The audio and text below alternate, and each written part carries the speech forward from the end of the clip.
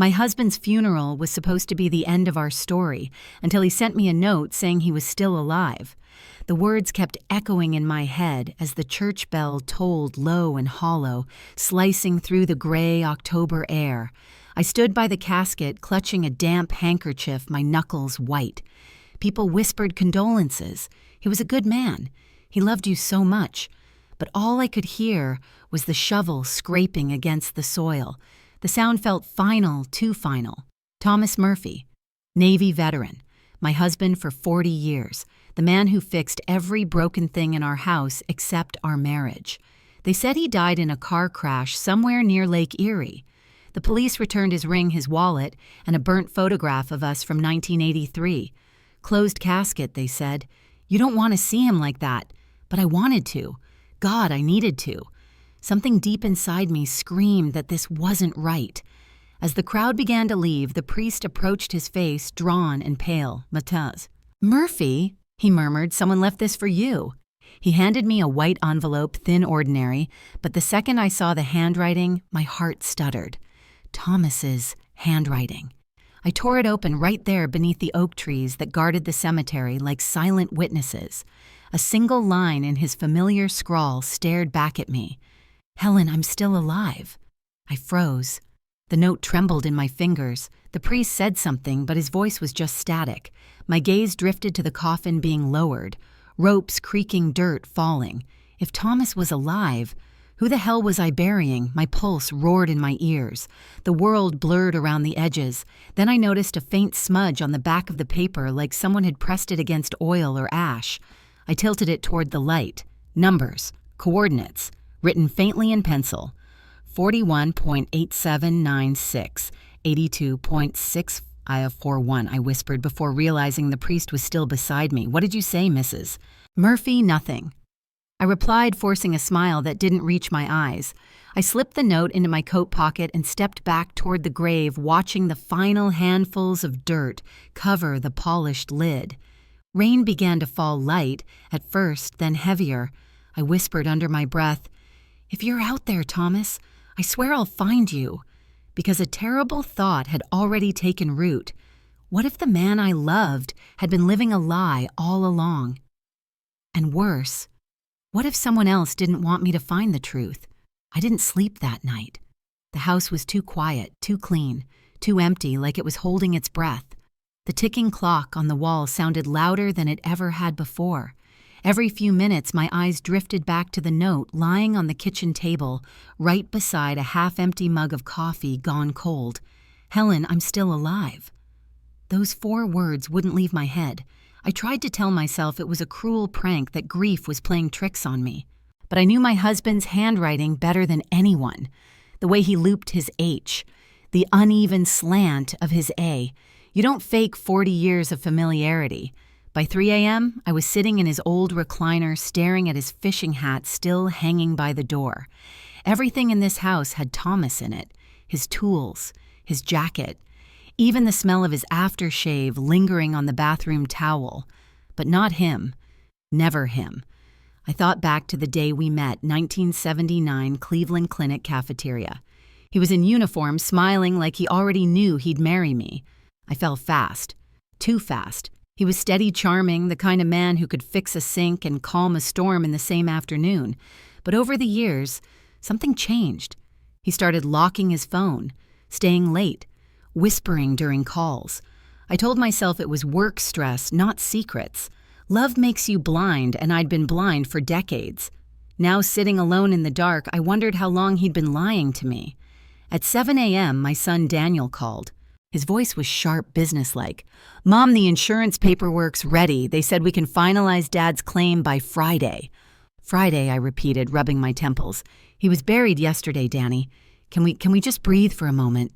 There was a pause, then a sigh. Mom, you need to be practical. We have the mortgage and the hospital bills from last year. I'm just trying to help. Help, my voice cracked. By cashing out your father's death. Don't make this about emotions, he snapped. Dad's gone. You have to move on. I almost told him about the note right then. I almost said, he's not gone. He might be out there somewhere. But something in my gut stopped me. Instead, I said quietly, I'll handle it." He muttered something about stubborn old women and hung up. I sat there for a long time staring at the phone, listening to the hum of the refrigerator. The morning light crept through the blinds, painting thin stripes across the floor. I picked up the note, again ran my thumb over the coordinates. I'd memorized them without meaning to. 41.8796, 82.6541. I typed them into my laptop. The map loaded slowly pixel by pixel until a red marker appeared. Lake Erie, near Sandusky, a stretch of cold shoreline dotted with fishing cabins and abandoned docks. My heart raced. Thomas loved that place. We used to camp there before Daniel was born. He'd say, "If I ever disappear, Helen, check the lake. That's where I belong." Back then, I thought he meant it as a joke. Now I wasn't so sure. I closed the laptop, grabbed my coat, and glanced at his wedding photo on the wall, him in a navy uniform, me in a white dress I could barely afford. "Why, Thomas," I whispered, "why would you do this to me?" The kettle began to whistle behind me, sharp and high-pitched like an alarm. It snapped me back to reality. I turned it off, exhaled slowly, and made a decision that felt both reckless and inevitable. Tomorrow, I'd drive to those coordinates. Because if Thomas Murphy was still alive, then I deserved to know why. Morning sunlight spilled through the curtains, but it felt cold against my skin. I'd barely slept. Every time I closed my eyes, I saw the coffin sinking into the ground, and the note whispering from the dark, "Helen, I'm still alive." I poured myself a cup of coffee, sat at the kitchen table, and opened the box of Thomas's things the Navy had sent back. His wallet, his watch, his old keychain with the faded USS Cleveland tag. Everything was accounted for except his wedding ring. They'd said it was too damaged to recover, except Thomas never took it off. Not once in 40 years. He wore it even when he showered, even when we fought. I turned the wallet over in my hands. Inside were the usual things: driver's license, veteran's ID, a crumpled receipt from a gas station. But tucked behind the photo of us on our honeymoon was something else, a folded piece of paper. My heart skipped. I opened it. It was a deposit slip. Date 3 weeks before his death. Amount $42,000. Bank name, Riverside Credit Union, Sandusky, OH, Sandusky. The same town near the coordinates. I set the paper down, my pulse hammering in my throat. This wasn't an accident. Thomas had been planning something. The doorbell rang suddenly, making me jump.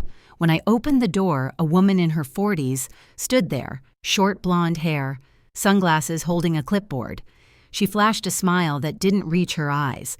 "Mrs. Murphy, I'm with Franklin and Associates. We handle supplemental life insurance audits. Mind if I come in?" I hesitated. "It's a bit early for visitors. It'll only take a moment," she said smoothly, stepping past me without waiting for permission. Something about her confidence felt off. She scanned the room, her gaze lingering on the kitchen table on the open box of Thomas's belongings. "You've had quite a loss," she said. "Our condolences. We just need to verify a few details about your husband's claim.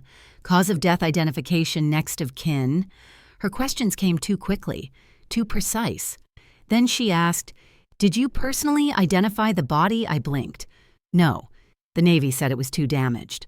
She nodded slowly, scribbling something down. Then her tone changed, lighter, almost casual.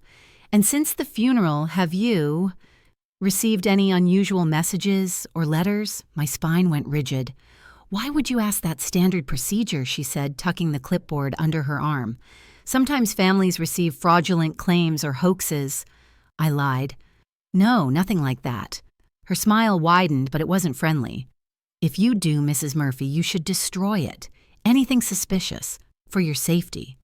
She handed me her card and left before I could reply. When I looked down at the card, the logo wasn't Franklin and Associates. It was blank. Just a number. No name, no company. My hands trembled as I tore it in half and dropped it in the trash. Something wasn't right. I sat back at the table staring at the note again. "Helen, I'm still alive." It wasn't just a confession, it was a warning. Outside, a car engine started. I peeked through the curtain. The woman was sitting in a black sedan across the street, phone pressed to her ear, eyes fixed on my house. I backed away, heart racing. Thomas's words echoed in my mind, "If I ever disappear, Helen, don't tell anyone." Now I understood why. That night, I packed a small bag, cashed the note and the map. No calls to Daniel, no texts. I didn't trust anyone. At dawn, I'd head for Sandusky, because whatever Thomas had done, whoever was watching me now, they clearly didn't want me to find out the truth. I left Cleveland before sunrise, the highway almost empty, headlights slicing through the mist. My old Ford creaked with every mile, but I didn't dare stop. Every time I checked the rearview mirror, I half expected to see that black sedan from yesterday, the one with the woman who called herself Insurance. The coordinates Thomas left me glowed on my phone screen: 41.8796, 82.6541.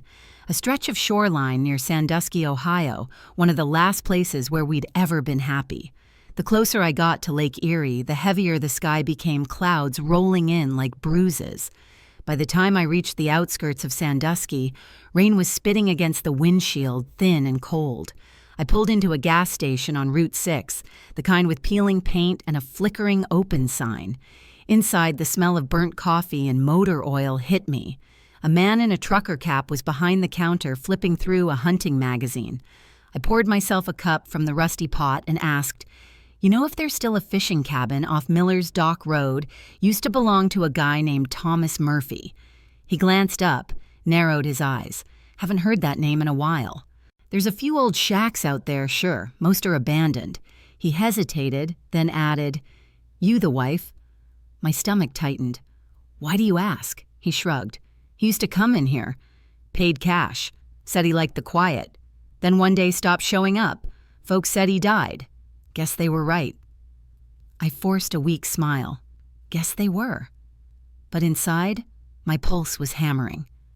Thomas had been here recently enough for someone to remember him. I paid for the coffee, stepped back outside, and noticed a handwritten sign taped to the door, "Cash only, no questions." Something about that made my skin crawl. I drove on, following the GPS deeper into the marshy backroads. The town gave way to stretches of cattails and half-collapsed boathouses, gulls wheeling overhead. At one point, I passed a rusted mailbox with the name Murphy barely visible beneath the flaking paint. Finally, the road ended at a chain-link fence. Beyond it, the lake stretched out gray and endless. On the other side of the fence was a row of dilapidated cabins, their windows boarded roofs sagging like broken spines. I parked, got out, and walked along the fence until I found a gap where the chain had been cut. Someone had been here before me. Inside, the mud sucked at my shoes. The smell of wet wood and old fish hung in the air. Cabin number 4 had its door ajar. I pushed it open slowly, the hinges squealing. Dust motes floated in the weak light streaming through a cracked window. A single chair sat in the middle of the room, facing the lake. On it was a thermos, Thomas's thermos. I recognized the dent near the lid from when he dropped it during a camping trip 20 years ago. Next to it lay a small notebook. I picked it up, fingers trembling. Inside were sketches of the lake notes written in Thomas's hand, but not just notes, dates, times, names. Some crossed out, others circled in red ink. At the bottom of one page was a single word underlined 3 times, "watched." I stepped back, heart pounding. That's when I heard it, the crunch of gravel outside. Slow, deliberate. I peeked through the cracked window. A black sedan was parked just beyond the fence. The same one from Cleveland. The driver's door opened. The woman with the sunglasses stepped out holding something in her hand. I couldn't tell if it was a phone or a gun. My breath caught as she looked straight at the cabin. My fingers went numb around the notebook. I froze, listening. Another crunch of gravel. Then another, closer this time. I backed away from the window and pressed myself against the wall, trying to quiet my breathing. My mind was racing. How did she find me? I hadn't told Daniel. I'd paid for gas in cash. I'd turned off my phone. The woman's heels clicked softly on the wooden porch outside. Then the sound of the door creaking open. Mrs. Murphy, her voice called smooth and steady. "You shouldn't be here." I didn't answer. "I'm not here to hurt you," she continued, "but you're in danger. You shouldn't have come alone." I gripped the notebook tighter. "Who sent you?" I demanded, my voice shaking. She stepped into the cabin's dim light, lowering her sunglasses. Her eyes were sharp, calculating. Let's just say we both want the same thing, Thomas. The way she said his name, familiar, almost intimate, made my stomach twist. You knew my husband. Her lips curved into something that wasn't quite a smile. Oh, Mrs. Murphy, you really don't know, do you? Before I could reply, she took a step closer, her gaze sweeping the room. He used to meet people here, men who weren't supposed to exist. I tried to warn him to stay out of it. Stay out of what? She didn't answer. Instead, she glanced down at the notebook in my hand. That belongs to us. I'll take it now. I backed up toward the window. You'll have to take it from me. Her expression didn't change, but her tone hardened. He left you out of this for a reason. If you keep digging, you'll end up just like him.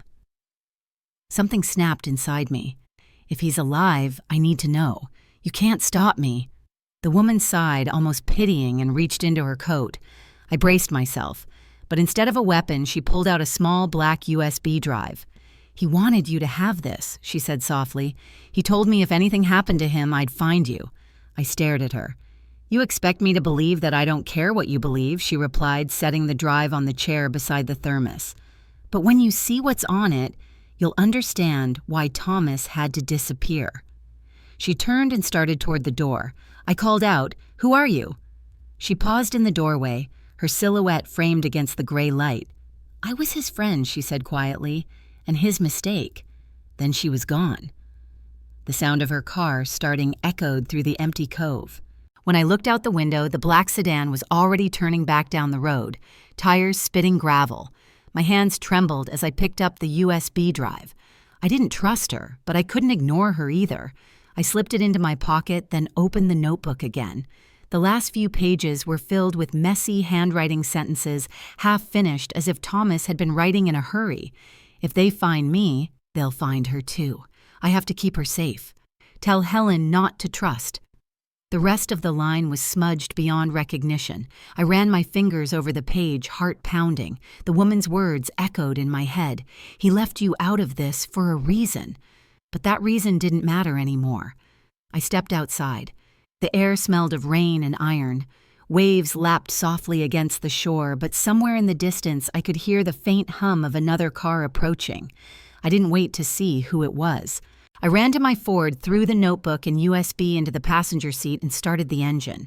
The tires slipped in the mud as I pulled onto the main road. I didn't know where I was heading, only that I needed to get somewhere safe to see what was on that drive. As the cabin disappeared in the rear-view mirror, I caught a glimpse of something in the dirt where her car had been parked, a fresh footprint.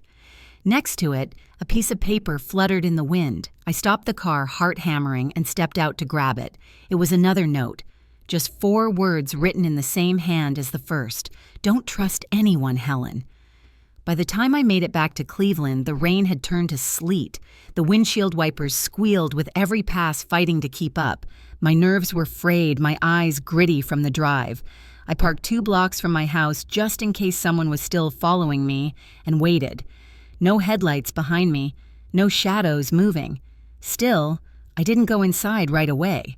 I just sat there in the car, staring at my reflection in the rearview mirror.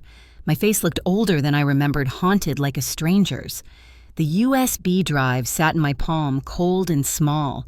It felt heavier than it should have, like it carried the weight of every lie Thomas ever told. Inside the house, I locked. Every door drew the curtains and turned on the old laptop Thomas used before he bought his new one, the one that had mysteriously disappeared after his death. The fan wheezed to life, the screen glowing blue. I hesitated before plugging in the drive. My hands were shaking so badly I almost dropped it. At first, nothing happened. Then a single folder appeared, for H. My stomach tightened. Inside were 2 files, one labeled Account, the other Proof. I opened the first. It was a scanned bank document, an account under a different name, Michael H. Lane, with a balance of $312,000. The address listed wasn't ours. It was a P.O. box in Sandusky.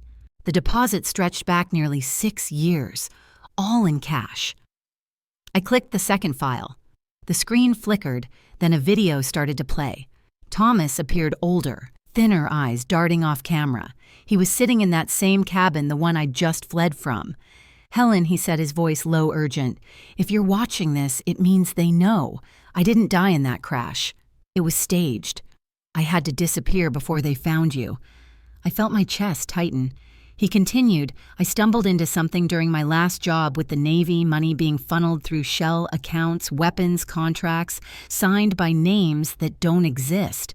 I thought I could expose them, but then they came after me. After us. He paused, exhaling shakily. There's a man named Richard Cole. If anyone can help you, it's him. He knows where the files are hidden. Don't go to the police. Don't tell Daniel. Trust no one. The screen froze on his face, his mouth half open like he'd been about to say more. Then the file ended. I sat there, in silence, my breath shallow, my heart pounding in my ears. For a long moment, all I could do was stare at his frozen image on the screen, the man I'd loved, the man I'd buried now confessing he was alive. The laptop fan whirred louder, then suddenly click. The screen went black. I tried turning it back on. Nothing. Dead. Then from outside I heard it. A car door shutting. Slow. Heavy. I moved to the window, careful not to disturb the curtain. Parked across the street was the same black sedan. Its engine idled softly. Someone was watching my house again. I backed away, gripping the USB so tightly my palm ached. If Thomas was right, they already knew I had it, and I was running out of time. The black sedan didn't leave. Its engine hummed like a low growl in the winter air. I could see the faint orange glow of a cigarette inside the ember, flaring each time someone inhaled. Whoever they weren't in a hurry. They were patient, watching. I backed away from the window, heart pounding, every instinct screaming at me to run. But run where? The only thing I had was the USB drive clutched in my hand and Thomas's warning echoing in my ears. Trust no one. I shoved the drive into my coat pocket and began pacing the living room. The carpet muffled my steps, but I could still hear the faint drip of the faucet in the kitchen, steady mocking. I tried calling Daniel, but stopped with my finger hovering over the dial. If Thomas didn't trust him, could I? The thought made my stomach twist. Instead, I went to the hall closet and dragged out the old lockbox we used for passports and tax papers. I tossed the USB drive inside and snapped it shut. At least if they broke in, it wouldn't be sitting out in the open. The doorbell rang. I froze. Another ring. Louder. I moved to the peephole. It wasn't the woman from the cabin this time. It was a man in a gray overcoat, early 60s, silver hair slicked back. He stood with his hands visible, palms open like he wanted to show he wasn't a threat. Mrs. Murphy. His voice was calm, carrying through the door. My name is Richard Cole. Thomas sent me. My heart lurched. Richard Cole. The name Thomas had whispered in the video. I cracked the door an inch, keeping the chain locked. Prove it, I said. He reached into his coat slowly and pulled out a small, leather-bound notebook. He said, "You'd recognize this," he replied. "Look inside the back cover." I hesitated, then took it through the gap. The leather smelled of salt and old paper. Inside the back cover was a photo Thomas and me on our wedding day. But it wasn't just any photo. It was the one Thomas always kept in his wallet, the one that had gone missing from his things. My hands trembled. "Why are you here to get you out before they do?" Cole said. "You're not safe here. That car across the street isn't ours." He glanced over his shoulder, jaw tightening. "They know you have the drive."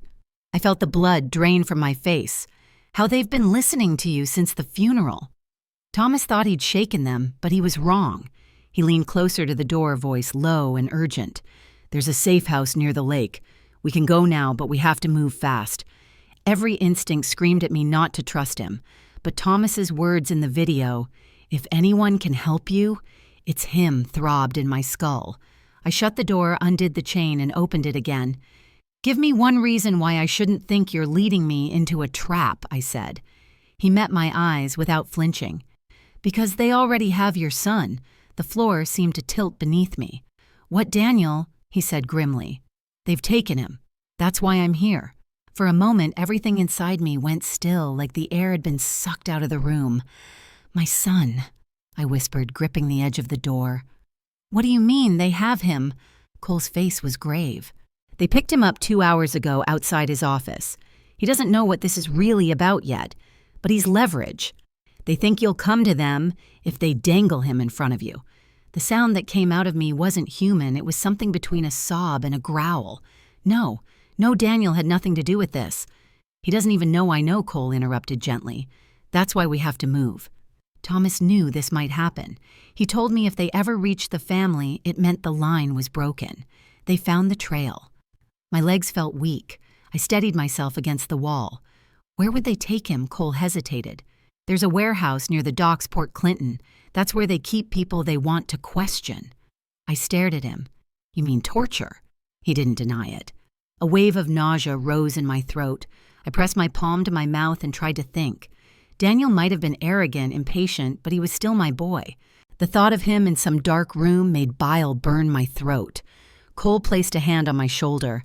Helen, I know you don't trust me, but Thomas trusted me with his life and yours.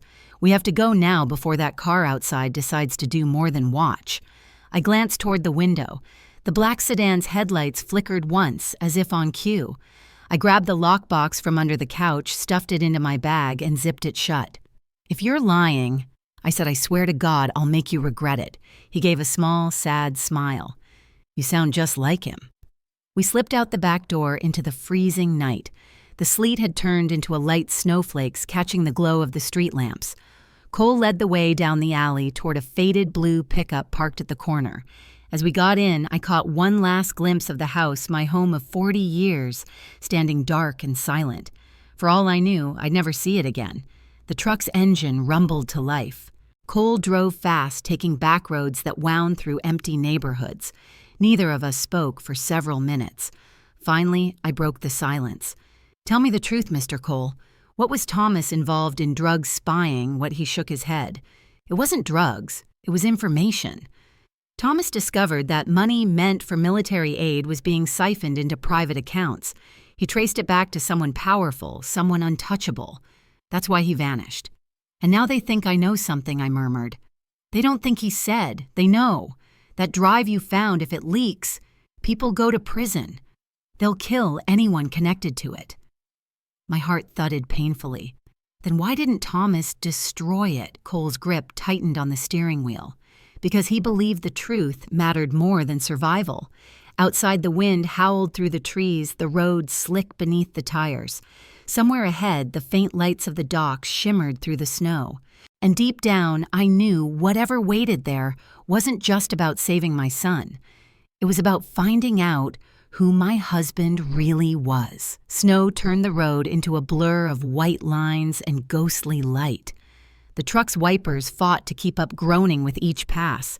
Cole drove like a man who knew he was being hunted, eyes flicking to the mirrors every few seconds, jaw clenched tight. I kept my hands in my lap, gripping the edge of my coat to stop them from trembling. Every bump in the road rattled through me. I couldn't tell if it was the cold or the fear making my body shake.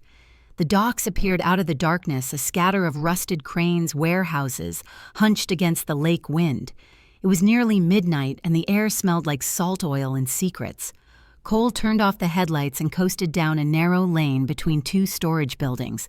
The tires crunched over ice. Ahead of us, one warehouse had a faint glow spilling from its windows, orange flickering like firelight. He cut the engine and turned to me. That's it.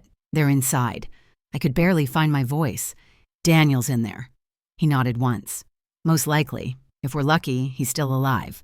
The words hung in the air, heavy as lead. Cole reached under his seat and pulled out a small pistol. He saw the look on my face and said, "Don't worry. It's not for you." I swallowed hard. You won't have to, he interrupted. You're not here to fight. You're here to listen. If we get inside and find Thomas's files, you'll understand everything. Files, I whispered. That's what this is about, he gave a grim nod. Those files prove who was behind the stolen funds.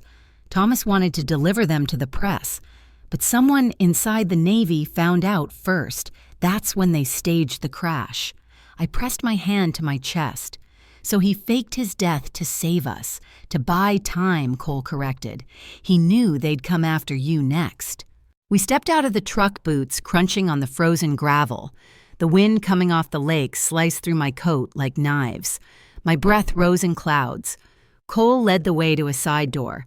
He picked the lock with the ease of someone who'd done it too many times before. The metal groaned as it opened. Inside the warehouse was dark except for one hanging bulb flickering over a table. The air reeked of gasoline and damp concrete. I heard faint voices from deeper inside mail low controlled. Cole motioned for me to stay behind him. We crept along a row of crates until we reached an opening. From there, I could see them 2 men standing near a chair in the center of the floor. A man was tied to that chair head slumped forward. My heart stopped. Even under the bruises, I recognized him. "Daniel," I breathed. One of the guards turned his head. Cole yanked me back into the shadows, his finger pressed to his lips. "They'll kill him if we go in blind," he whispered. "We need to wait for an opening." But waiting was no longer an option, because Daniel lifted his head, his swollen eyes searching the darkness, and whispered one word that made my blood run cold. "Mom." The echo of that word filled the warehouse like thunder. For a second, everything froze: the guards, Cole, even the air itself. Daniel's voice cut through the silence like a blade. "Mom," he said again, louder this time, and the word echoed off the metal walls. Cole cursed under his breath. "Damn it, Helen, he saw you." One of the guards spun toward our direction, flashlight beam slicing through the dark. I ducked behind a crate, heart pounding so hard I could barely breathe. "There's someone here," the guard shouted. Cole grabbed my arm and hissed, "Stay low." Then he moved fast, silent, too practiced for a man who claimed to be a friend.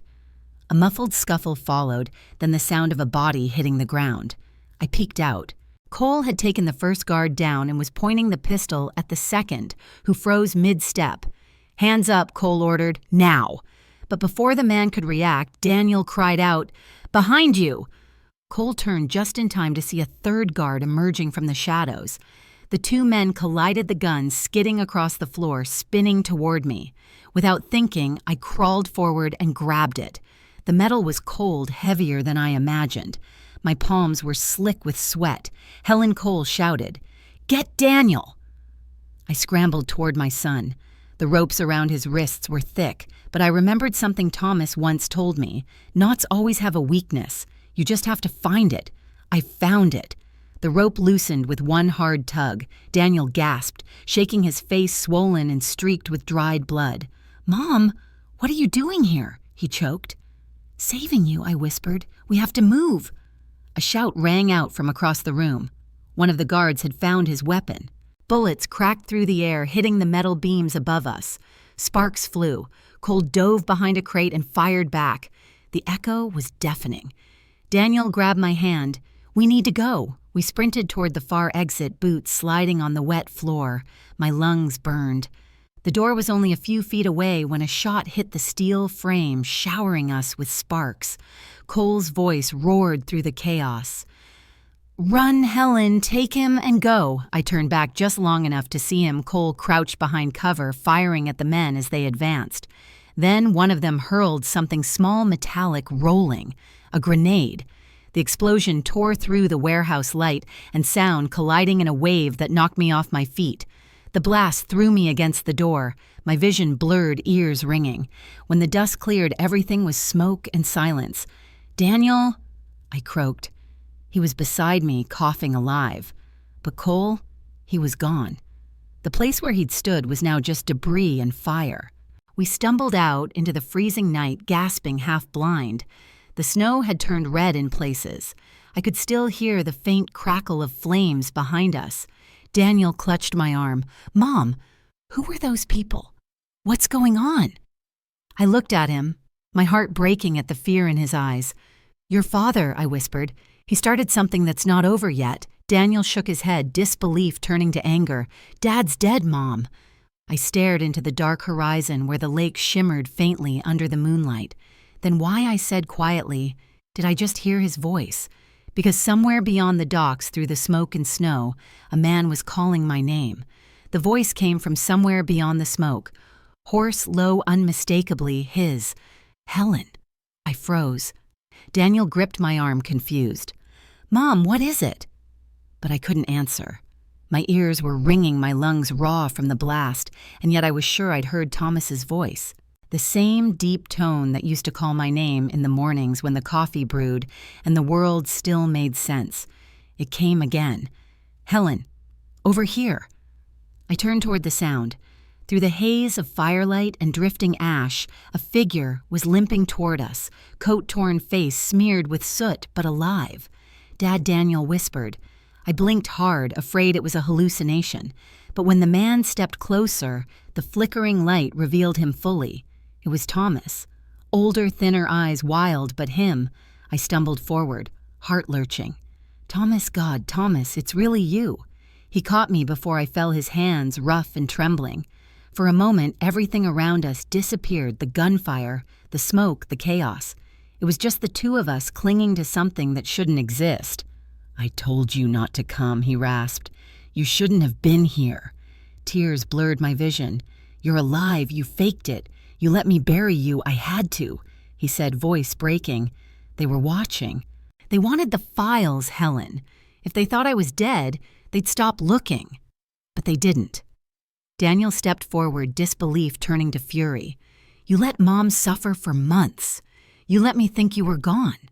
Thomas turned to him, guilt carved deep into his face.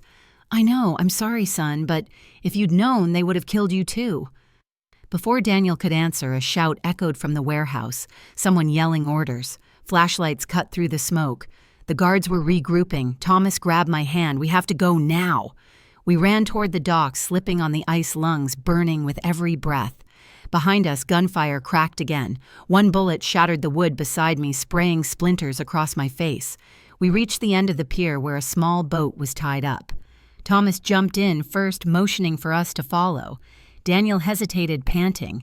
"How do we even know this thing works? It does," Thomas snapped. I fixed it myself. The boat engine roared to life, sputtering before catching. I climbed aboard Daniel, right behind me. As we pulled away from the dock, I glanced back one last time. The warehouse was engulfed in flames. Somewhere inside, Cole was gone, burned away with the secrets he'd tried to protect. Thomas steered us into the black water, his jaw set. "We're not safe yet," he muttered. "They'll come for that drive." I stared at him, anger mixing with relief. Fear, love, confusion, all of it at once. "Then tell me everything, Thomas," I demanded. "No more lies. What did you do?" He looked at me, eyes glinting under the moonlight. "I didn't just find corruption, Helen. I helped build it." The words hit me harder than the explosion. He wasn't just running from the people chasing him. He was running from what he'd become. The lake stretched endless and black, the boat slicing through the waves like a knife through silk. Cold air whipped my face, but the chill inside me ran deeper than the wind. Thomas sat at the helm, steering into the fog. The glow from the burning warehouse faded behind us until it was nothing but an orange smear against the night. Daniel sat beside me, silent, jaw clenched tight. The only sound was the sputter of the motor and the slosh of water against the hull. Finally, I broke the silence. "You said you helped build it. What does that mean, Thomas?" He didn't look at me. "It means I wasn't the hero you thought I was." Daniel scoffed. "We figured that out." Thomas winced but kept his eyes forward. "When I worked in naval logistics, I handled procurement contracts, equipment vehicles, security. At first, I didn't notice anything wrong. Then a few accounts didn't add up. Millions missing. It looked like sloppy bookkeeping. Until someone offered me a share to keep quiet." "You took it," I whispered. "I told myself it was harmless," he said. "Just signatures, just numbers. Nobody got hurt." But the money wasn't going to some politician's pocket. It was funding private armies, off-the-record operations. And when I tried to back out, they made sure I couldn't. Daniel turned on him, fury sparking in his eyes. "So you sold your soul, and now they're coming for us." Thomas's knuckles whitened on the wheel. "I tried to fix it, Daniel. I tried to expose them. That's what the files are, proof. I had to make it look like I died so they'd stop looking long enough for me to pass them to Cole." I shook my head, tears burning hot against the cold air. "You let me mourn you, Thomas. You let your own family bury an empty coffin." He finally looked at me, then really looked. His eyes were red, wet, broken, because it was the only way to keep you alive. For a moment, I wanted to believe him. I wanted to believe this was the same man who danced with me in our kitchen to old Fleetwood Mac songs, who built the swing in the backyard with Daniel when he was 6. But then he said something that made my blood run cold. They told me if I disappeared, they'd leave you both alone. He paused. They lied. A low rumble broke the silence. Daniel looked over his shoulder. Mom, do you hear that? In the fog behind us, 2 beams of light appeared, headlights cutting through the mist. A second boat. Thomas cursed under his breath, slamming the throttle forward. The motor screamed water, spraying up in sheets. They found us, he said. Hold on. The second boat cut through the fog, fast, too fast. Its twin engines roared like beasts, closing the distance with terrifying speed. The water churned into violent waves, tossing our small craft side to side. Thomas shouted over the wind. Get down! Daniel and I ducked as a flash of light exploded from behind us. Gunfire. Bullets hissed past, punching holes in the side of the boat, splinters flying. I could smell fuel and salt and fear all tangled together. Thomas, I screamed. They're shooting at us. I know, he yelled back. Hang on. He jerked the wheel hard, sending us veering toward a cluster of jagged rocks near the shore. The other boat followed, its headlights slicing through the fog. Shadows of men moved on deck, 3, maybe 4. One held a rifle steady against his shoulder. Daniel grabbed a rope and shouted, We can't outrun them. Thomas didn't answer. He was scanning the horizon like he was searching for something. Then I saw it, a small, weather-beaten lighthouse up ahead, its beam faint but steady. That's where we're going, he said. There's an access tunnel beneath it. I used it before. How do you even know it's still there? I shouted. He didn't answer, just slammed the throttle forward again. The motor screamed in protest, smoke trailing behind. The pursuing boat fired another burst. A bullet shattered the windshield inches from Daniel's face. Thomas swore. We're running out of fuel. A moment later, the engine coughed, then died. The boat lurched dead in the water. Daniel's voice cracked with panic. What now? Thomas turned to us, eyes burning with determination. Now we swim. I stared at the freezing black water. Thomas will freeze before we get 50 feet. It's that or die here, he said, already untying the rope that held the emergency raft. He tossed it overboard, yanked the cord, and it inflated with a pop. Go, Helen. Go. Daniel jumped first, pulling me after him. The water hit like knives, stealing my breath. I gasped and kicked toward the raft, my coat dragging me down. Thomas was right behind us, one arm pushing the raft forward. Another gunshot cracked the air closer this time. The bullet hit the water near Thomas's arm. He gritted his teeth and kept swimming. We reached the shore, soaked and shivering, dragging the raft up onto the sand. The lighthouse loomed above us, gray, silent, towering against the storm clouds. Thomas collapsed beside me, coughing hard. Inside, he rasped, They won't risk a shootout there.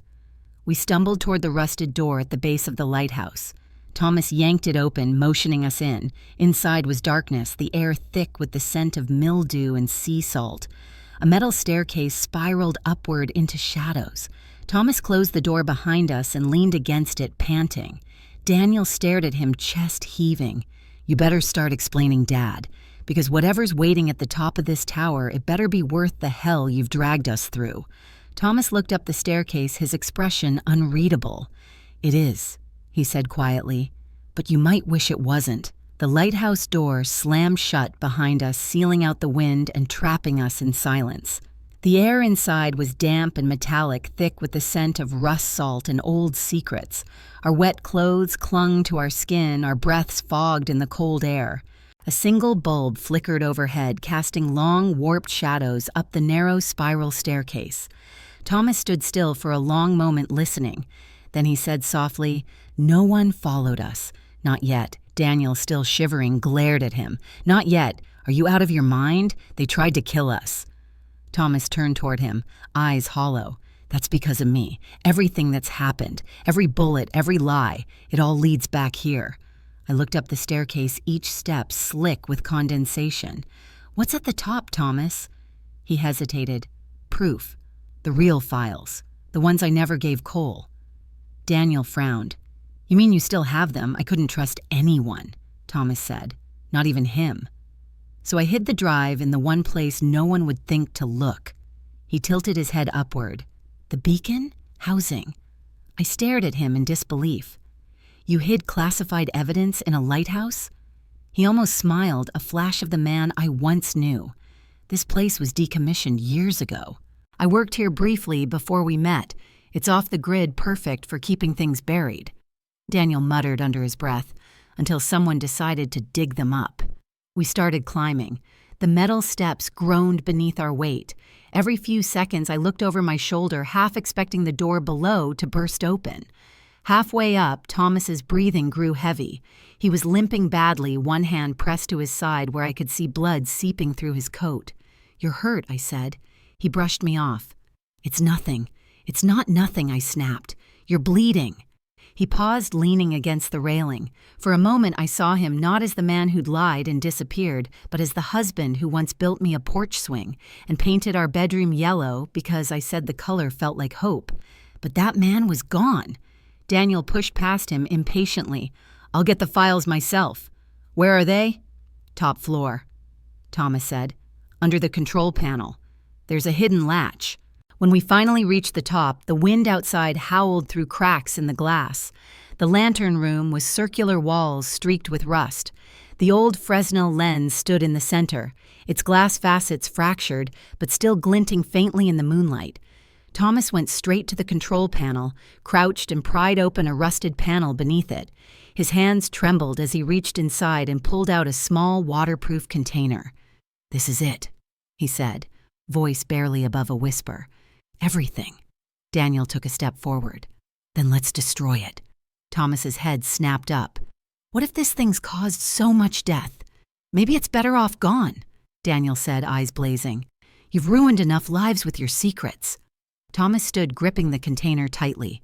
"You don't understand, son. These files expose men who think they're untouchable. If they fall, maybe everything I did will mean something." I could see both their faces, Thomas's filled with desperate conviction, Daniel's with bitter anger.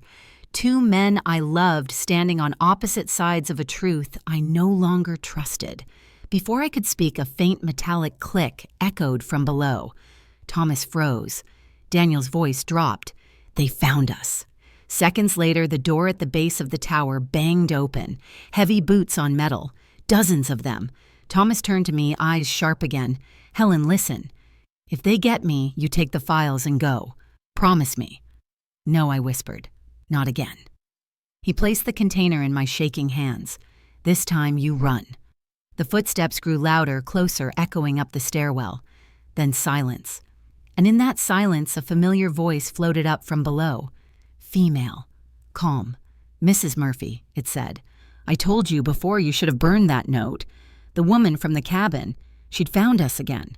Her voice climbed the metal staircase, slow and deliberate, echoing through the hollow chamber like a ghost from the depths. "Mrs. Murphy," she called again, calm but sharp. "You've caused quite a mess." Thomas moved fast. He yanked the chain on the light fixture, plunging the top of the lighthouse into dim, flickering darkness. "Get back," he hissed. "She's not alone." Daniel pressed against the curved glass wall, eyes darting between the staircase and the old lens in the center of the room. "How many?" he whispered. Thomas's expression hardened. "At least 3, maybe more." I clutched the small waterproof container to my chest, pulse pounding so loud I could barely hear the wind screaming outside. Every instinct told me to hide, to run, but there was nowhere left to go. We were trapped at the top of a tower, surrounded by ice and water. A beam of flashlight swept up the staircase. Then another. Boots, voices, the metallic ring of weapons being drawn. Thomas raised his gun, motioning Daniel toward the opposite side of the room. "If they breach the top," he said, "we use the catwalk. There's a maintenance ladder on the north side." I stared at him. "That ladder's 30 feet above the rocks. You'll kill yourself." He gave a humorless smile. "Better than letting them take us alive." Before I could protest, the woman appeared at the top of the stairs. She looked exactly as she had in the cabin, calm, crisp, deadly. Only now she wasn't pretending to be an insurance agent. She wore a black tactical coat, a headset clipped to her ear, and in her hand a pistol fitted with a silencer. "Thomas," she said, voice smooth as glass, "you were always stubborn. You should have stayed dead." He aimed his gun at her. "And you should have told your boss I don't bury my sins quietly." Her smile didn't waver. "Your sins?" She tilted her head slightly. "No, Thomas. Ours. You think you can expose them without taking yourself down, too. You think anyone will call you a hero when they see your name on those accounts. Daniel's eyes snapped toward his father. What is she talking about? Thomas's voice cracked. Don't listen to her. But I saw it. The flicker of guilt that flashed across his face like lightning. The woman stepped closer, one boot after another, gun still raised. That's right, Helen. He wasn't just part of their system. He was their architect. The accounts, the transfers, the offshore trails, all his work. Until he grew a conscience. Thomas fired. The shot missed her by inches, shattering glass. Wind howled through the hole, whipping the room into chaos. Go, he shouted, shoving Daniel toward the catwalk. Get your mother out of here. But the woman was faster. She dove behind the metal railing, returning fire. Sparks erupted as bullets hit the control panel. The smell of gunpowder filled the air. Daniel grabbed my hand and pulled me toward the catwalk door. Mom, come on. Thomas turned back toward us, shouting, The files! Helen, take them. I reached for the container strapped to my belt just as a bullet hit the railing beside Thomas. He stumbled, his gun clattering to the floor. Dad Daniel yelled, rushing back. Thomas pushed himself up, blood streaking his sleeve. Don't just go! The woman stood aiming directly at him now. You had your chance, she said softly, and now it's over. Time seemed to slow. The sound of the shot was muffled, almost gentle. Thomas staggered back, his hand clutching his chest. I screamed. Daniel caught him before he hit the floor. The container slipped from my hands and rolled across the metal floor, stopping at the woman's boots.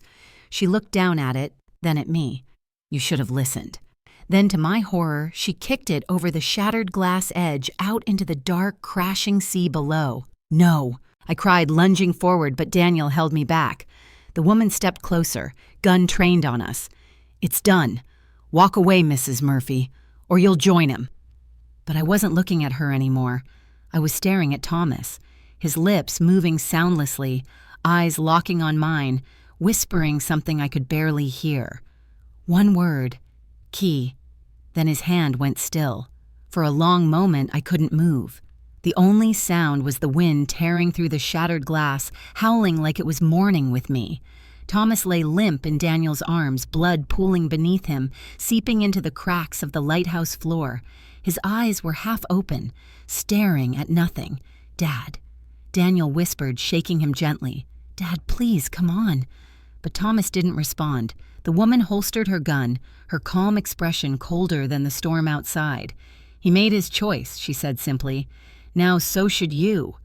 I rose to my feet, slowly trembling, every breath a battle. You killed him, I said, my voice breaking. She shrugged. He was already dead, Mrs. Murphy. He just didn't know when to quit. Something inside me snapped. I lunged at her with every ounce of rage left in me, my hands clawing for her face, her throat, anything. She dodged easily, slamming her elbow into my ribs. I gasped, stumbled, but didn't stop. I grabbed the nearest object, a metal wrench from the control panel, and swung. It connected with her shoulder, and she staggered back with a grunt. Her gun slipped from her hand, clattering across the floor. Daniel dove for it, but she kicked it away and caught him with a sharp blow to the jaw. He crashed against the railing, dazed. The woman pulled a knife from her belt, glinting under the moonlight. Enough, she hissed. You think you're some grieving widow avenging a saint. He was filth, Helen. He built this empire of corruption, and we're the ones cleaning it up. I stared at her chest, heaving. By killing anyone who gets close to the truth. She smirked. That's not killing Mrs. Murphy. That's containment. Before she could step closer, Daniel surged up from behind and tackled her. The two struggled near the edge, their silhouettes jerking in and out of the fog-drenched light. The knife fell skittering across the metal floor. Daniel, I shouted. He landed a punch, but she kicked him off, sending him sprawling. She raised her boot to crush his hand, then stopped. Because I had the knife. Step back, I said, voice shaking but steady enough. Her eyes flicked to the blade, then to me. You won't do it. Try me. We stared at each other for what felt like hours, the storm roaring around us, Thomas's body lying between us like a broken line in the sand. Then she laughed, quietly, bitterly. You have no idea, do you? You think that little box was the only copy? There's a key, Helen. That's what he meant before he died. My grip on the knife tightened. What key? She pointed toward Thomas's chest, more precisely to the silver chain peeking out from under his blood-stained shirt. The encryption key, she said. He carried it everywhere. Without it, the files are useless. The truth dies with him. I dropped to my knees beside him, my hands trembling as I pulled the chain free. Hanging from it wasn't a traditional key, it was a small flash drive, dull and worn, the kind of thing you'd overlook in a drawer. The woman took a step forward. "Give it to me, Helen? You can still walk away." I looked down at Thomas's still face, the faint smile frozen there, as if he knew this moment would come. "No," I said softly. "I'm done walking away." I rose to my feet, knife in one hand, the flash drive in the other. She lunged. I slashed, not deep, but enough to make her recoil with a cry. Daniel grabbed the fallen gun and fired once the bullet hitting the floor near her feet. She froze, eyes wide. "Leave, Daniel," said voice shaking. "Now." The woman glared at us, breathing hard, blood dripping from her arm. Then slowly she backed away toward the stairs. "You can't stop this," she said. "That key is a death sentence. For all of you." And then she was gone, her footsteps fading into the storm below. For a few seconds, all I could do was stand there, clutching the flash drive, the wind tearing through my hair. Daniel knelt beside his father's body, his voice breaking. He died for this. I stared down at the flash drive, its metal cold against my skin. "No," I said quietly. "He died to make sure we knew what to do next." The storm outside had grown merciless. Rain lashed the glass, wind howled through the broken panes, and lightning flickered across the black waves below. But inside the lighthouse, everything had gone eerily still. Thomas's body lay beside the shattered lens, his face pale, peaceful. Daniel crouched next to him, one hand gripping his father's shoulder as if he could still wake him. "Mom," he said hoarsely, "what do we do now?" I looked down at the flash drive, the so-called key. It felt warm in my hand, though maybe that was just my pulse hammering against it. "We finish what he started," I whispered. Daniel shook his head, eyes burning. "You saw what happened to him, to Cole, to everyone who touched this. You think it's worth it. He died believing it was," I said softly. "And if he was wrong, then at least we'll know." Thunder rolled over the lake. The beam from the lighthouse flickered once, then died completely, plunging us into darkness. "We can't stay here," Daniel said. "They'll send more." He was right. Every instinct screamed that the woman would be back with reinforcements. I slipped the flash drive into my pocket and turned toward the narrow maintenance ladder on the north side. "Help me," I said. "We're taking him with us." Daniel hesitated. "Mom, don't argue. We're not leaving him to rot in this place." We wrapped Thomas's body in an old tarp from the corner of the room. The rain soaked us instantly as we stepped onto the catwalk. The wind was so strong it nearly tore the tarp from our hands. Step by step, we descended the ladder, the metal slick beneath our boots. By the time our feet hit the rocks below, dawn was breaking, a thin, cold light spreading across the gray sky. The woman's boat was gone, but the other one, their attackers, was still smoldering near the shore. Smoke drifted over the water like ghosts. Daniel looked out at the horizon, then back at me. "We can't take him far, not like this." I nodded. "There's an old cabin up the hill. We'll bury him there. Then we find a way to use this." I tapped my pocket. He frowned. "Use it how?" "Go to the police. The press. They're all probably in on it." I didn't answer. I didn't know the answer. I just knew that Thomas's last breath, his last word key, wasn't meant to end here. We reached the tree line and collapsed beside a rotting picnic table, exhausted. Daniel's hands were shaking as he lit a cigarette he'd sworn he'd quit years ago. He exhaled the smoke curling in the pale light. "You know, Mom," he said quietly, "I used to think Dad was the strongest man alive." I looked toward the lighthouse, its top hidden now by fog. "He wasn't strong," I said. "He was scared, but he still tried." I pulled the flash drive from my pocket, wiping the rain from its surface. It gleamed faintly in the weak sunlight. Somewhere out there, people had killed for what was on this tiny piece of metal, and now it was in my hands. We buried Thomas at dawn. No priest, no headstone, no words carved into marble. Just the three of us, me, Daniel, and the wind.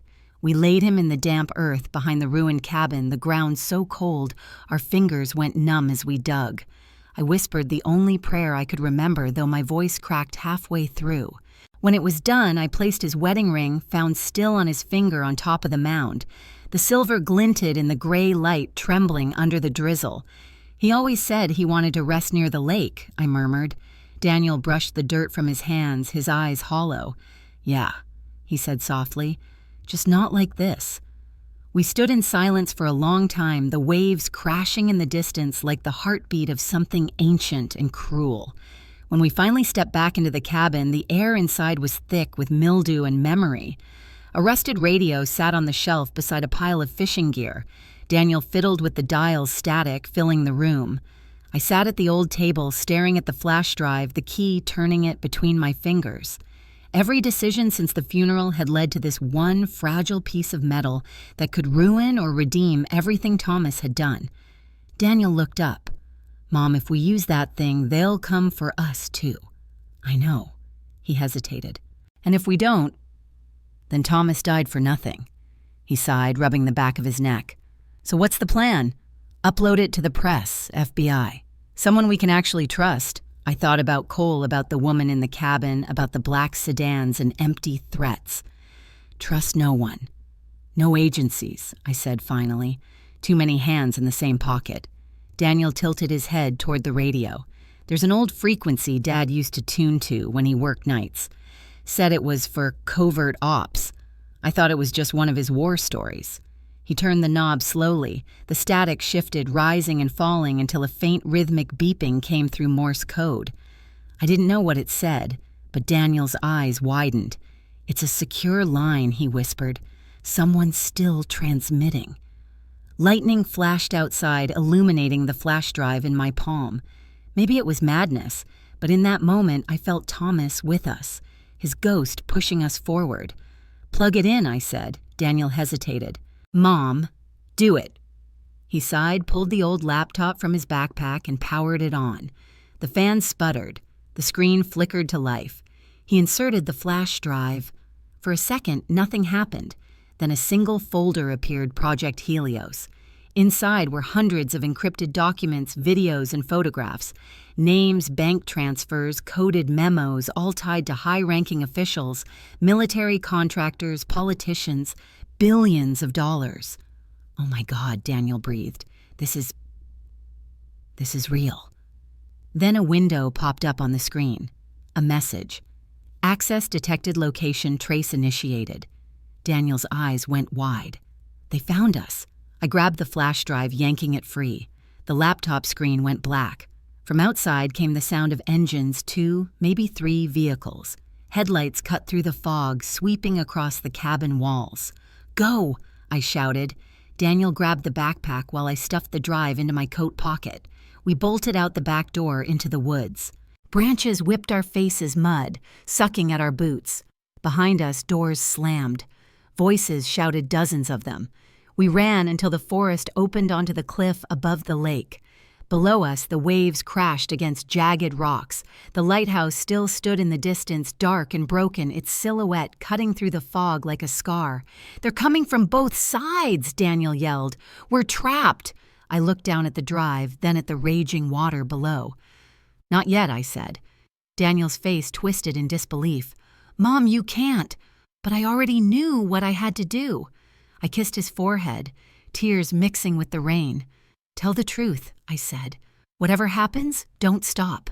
Before he could reach for me, I ran toward the edge. The flash drive burned in my hand, heavy as a heartbeat.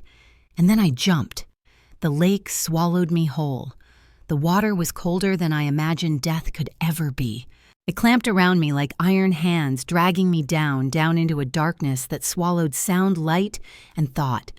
The flash drive slipped from my fingers once. Twice I fought to hold it. My lungs screamed, my body convulsed, but some stubborn part of me refused to let go. Not after everything Thomas had done, not after the blood and fire and lies.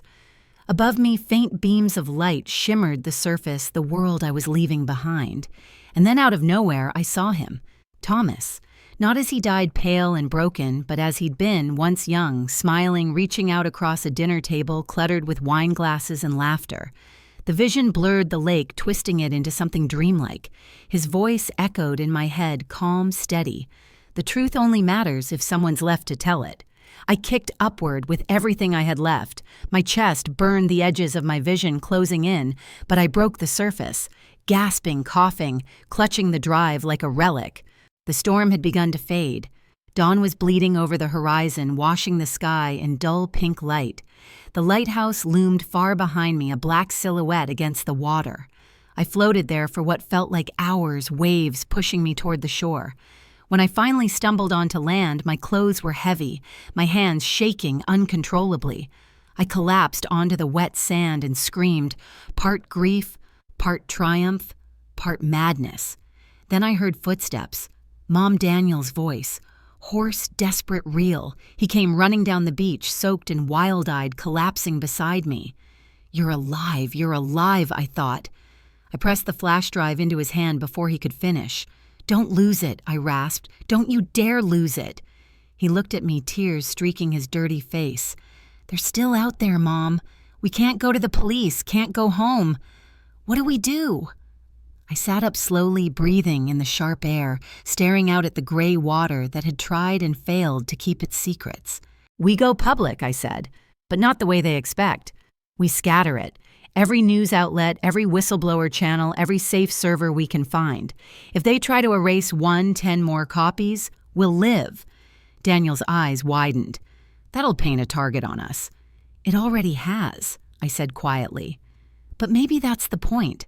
They wanted ghosts. Fine, let's haunt them. We sat there together as the sun broke over the horizon, painting the lake gold. For the first time in months, I felt something like peace. Thomas's voice echoed faintly in the wind, almost a whisper. You found the key, Helen. Now turn it. I smiled through the tears. I will, I said aloud. I promise. We found an abandoned diner off Highway 2, its windows shattered neon sign flickering faintly between EAT and AT. The power still worked barely. Daniel hot-wired a generator from behind the counter while I wrapped myself in a dusty blanket and tried to stop shivering. The flash drive lay between us on the cracked linoleum table, small, harmless looking, yet it felt like the weight of the entire world. Daniel booted up an old laptop scavenged from the diner's office. If we connect to any open network, he warned, they'll trace us in seconds. I nodded. So we don't use one. He frowned. Then how? Your father once told me every system has a back door, I said quietly. He built one into everything he touched. It took Daniel half an hour to find it, an encrypted line hidden in the drive itself, coded to bounce signals across a dozen ghost servers. Thomas's handiwork. Even dead, he was still helping us. When the terminal finally pinged, connected, the old radio by the window crackled to life, filling the diner with a low hum of static. Daniel glanced at me. We ready? My hands trembled, but my voice didn't. Do it. He hit enter. The screen erupted with scrolling text files unlocking one by one. Photos, bank statements, classified emails, recordings. Faces of men in suits, signatures of deals worth billions, orders marked confidential, defense contract. We sat in silence, watching corruption unravel before our eyes. Then, one by one, the uploads began. Washington, London, Geneva. Dozens of major outlets, mirrored servers, anonymous, whistleblower sites, each one lighting up green as the data spread like wildfire across the web. A soft laugh escaped me, half disbelief, half relief. It's done, I whispered. He did it. Daniel exhaled, leaning back. They can't bury it now. Even if they find us, it's too late. But the celebration lasted barely a heartbeat. Outside headlights swept across the diner wall. A car door slammed. Another. Daniel jumped to his feet. They found us. I grabbed the laptop, yanked the cord free. No, they can't shut it down now. The upload's complete. Gunfire shattered the front windows. We ducked behind the counter, glass raining down. A voice boomed from outside, amplified through a speaker. Helen Murphy, Daniel Murphy. Step out with your hands up. Daniel looked at me terrified. What do we do? I met his eyes. We finish it. I crawled to the radio, flicked it on. My voice trembled but carried steady over the static. If you can hear this, the truth is out. My name is Helen Murphy. My husband gave his life to expose them. Don't let them silence it again. The world outside erupted with sirens. Daniel grabbed my hand. Mom, we have to go. But I smiled faintly, feeling a strange calm settle over me. The file transfer bar blinked one final message. Upload complete, worldwide distribution active. Let's go, Daniel, I said, rising to my feet. Time to see if the world still cares about the truth. We ran through the back door into the pale morning light, leaving behind the broken diner, the shattered glass, and the ghost of a man who'd finally made things right. 2 weeks later, the world was burning with truth. Every headline carried Thomas's name. Navy whistleblower exposes global fraud network. Government scandal unfolds as leaked files go viral. The media called it the Helios Papers. Daniel and I watched from a motel room off the interstate curtains, drawn phones powered down. On the flickering TV, newscasters spoke of arrests, resignations, and missing officials. They didn't mention us, but they didn't have to. The world already knew who started it. Outside, rain drummed softly on the roof. Daniel turned to me, his voice low. Do you think he'd be proud? I thought of Thomas, the man who'd built lies, then died to destroy them. I smiled faintly. He'd tell us to keep moving. The truth's only safe when it keeps running. We packed what little we had and stepped into the morning. The storm had passed, leaving a thin golden light across the horizon. Somewhere behind us, the lighthouse still stood dark, broken, but unbowed. And as we drove into the rising sun, I could almost hear his voice in the wind. We're free now, Helen. Don't look back. I didn't.